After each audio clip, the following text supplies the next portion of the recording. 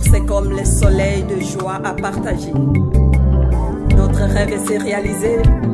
Merci Seigneur Jésus.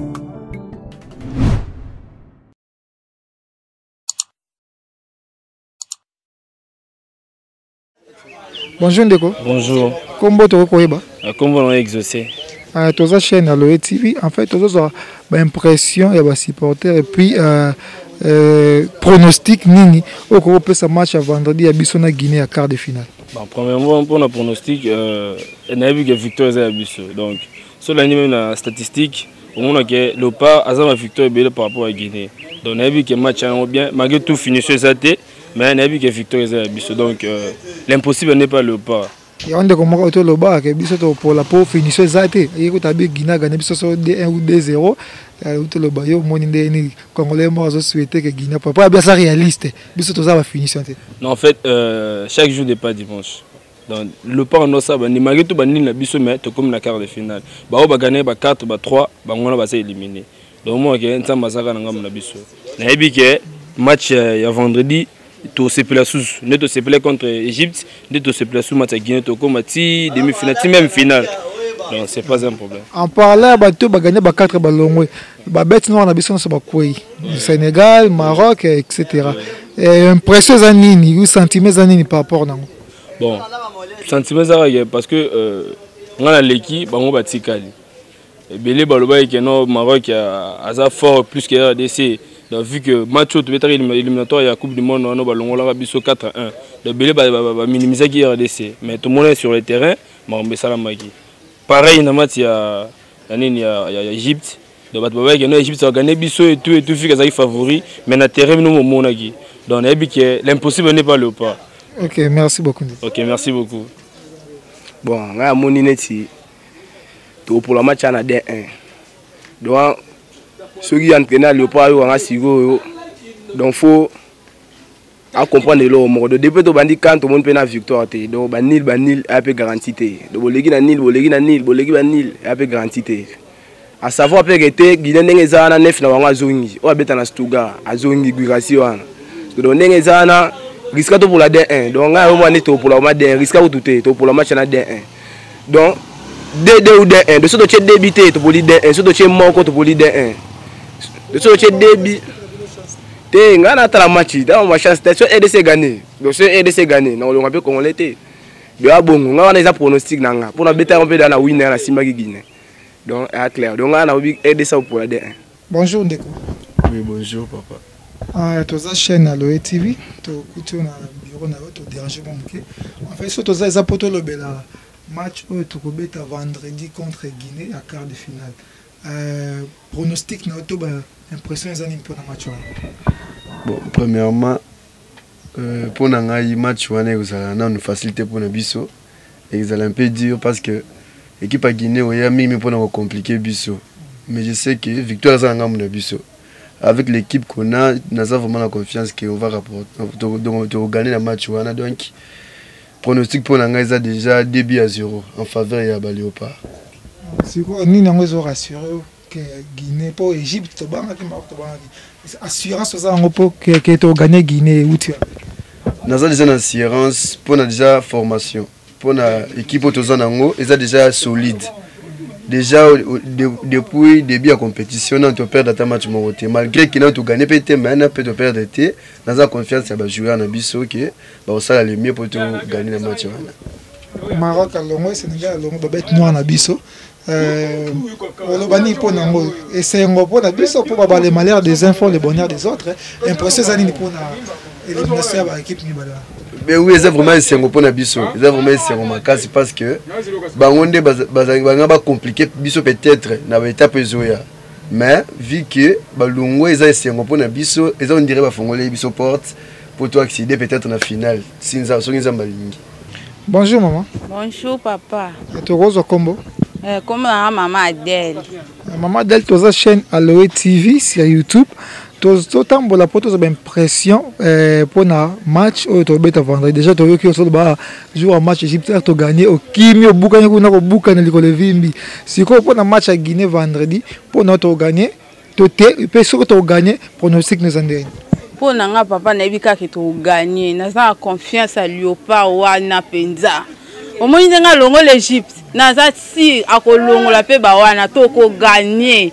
Toko gagner ba bi ebele po na nga na nesengo monde na kweki na zo sauter kutu tina prince papa na ina kwe na protéger moi likolo na nge vimbi po na nga toko gagner na za sir na za confiance à Léopard. Toko gagner combien po na? Toko gagner po na nga toko gagner 4. Ebele boy. Oui papa po na nga na za sir 4 bo me faut ba longo na 4.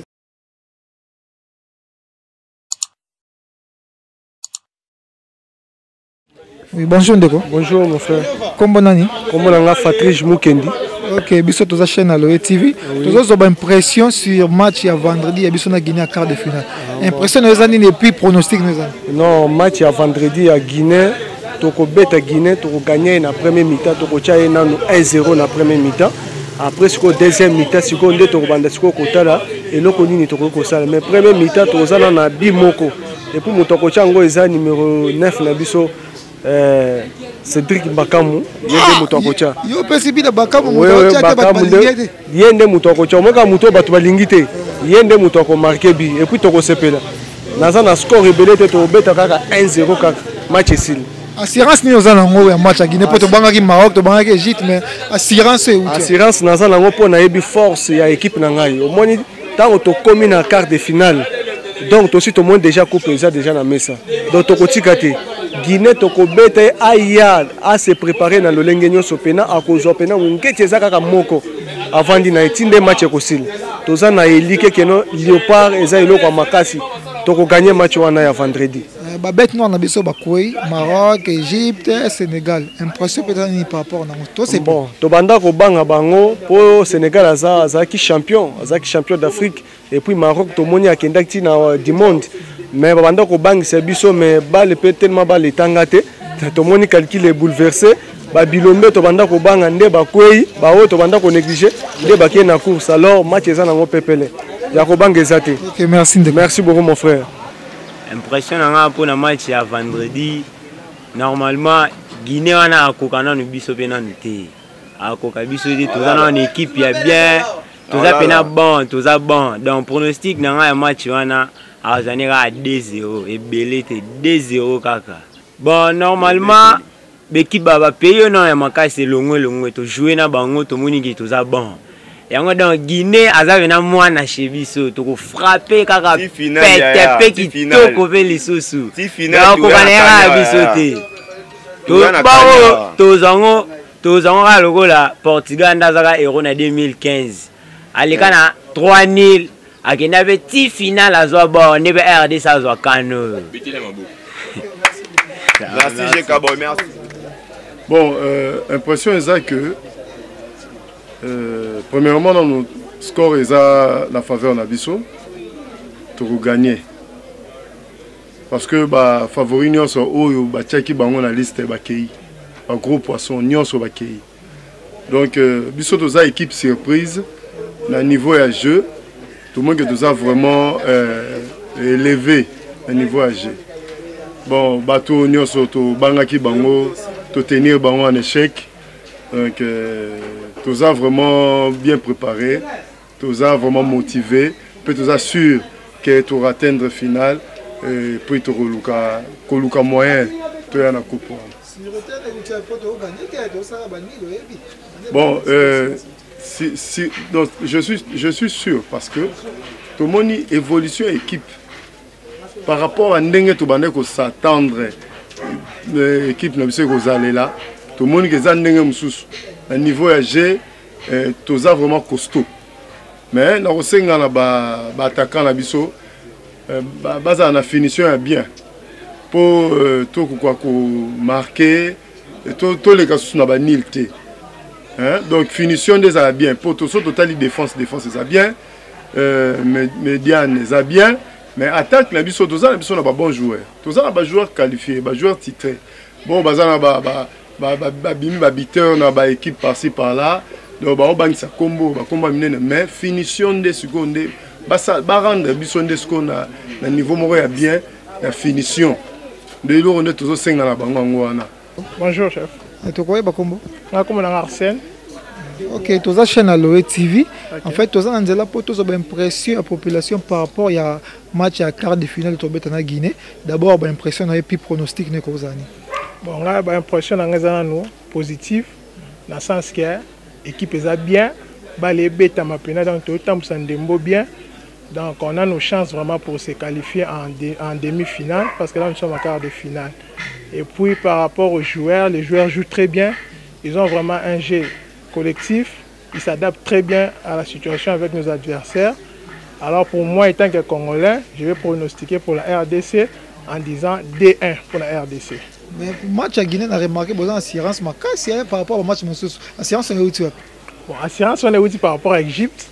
Tu as minimisé l'adversaire, tu as dit que Guinée bétara, mais par rapport à la performance de l'équipe, tout le monde a la défense, la chose bien. Attends que tu as gagné, mais tu as pour la péter. Donc déjà des sabres, c'est déjà bon.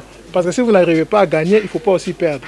Déjà à niveau, on peut faire confiance, il y a le bagage, tu as gagné Guinée. Merci. Autour de la bête noire en Égypte, la bête noire Maroc, Sénégal, c'est que tout c'est là déjà ou comment? Bon, le bateau c'est pour les Congolais, mais tu minimises l'adversaire. Pour moi, tu es en Égypte, c'était difficile vraiment, mais tu es ici bango. Pour dire que tu es un peu optimiste, tu as un peu la confiance qu'il y a dans Guinée et l'on est à Abisso. Ok, merci beaucoup. Ok, chef.